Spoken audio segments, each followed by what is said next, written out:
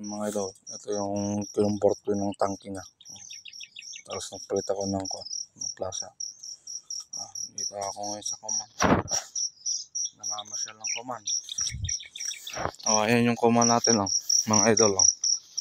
Ito, okay siya.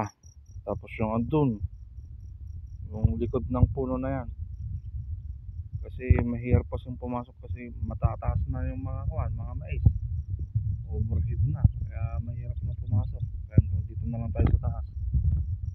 Okay naman yung natin, yung ating, kung makikita nyo ito mga idol, yung parang may yan yung hindi tumubo pero tinamnang kulay, nakasurvive. Kaya kung maalala nyo ito, tapos doon sa gilid nakasurvive din kahit paano.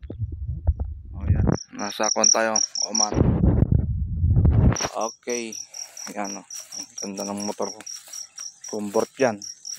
Kasi kaya ako kasi ginanyan mga idol, walang mabiling tangke.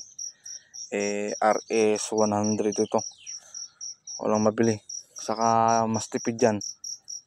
Kung sakali man siguro may mabili tayong original na tangke nito, mahal siguro, abutin ng 1.5, 1.6 ganun. Pero okay na rin yan for the meantime, pang samantagalan. Yan mga idol, maraming salamat, peace out.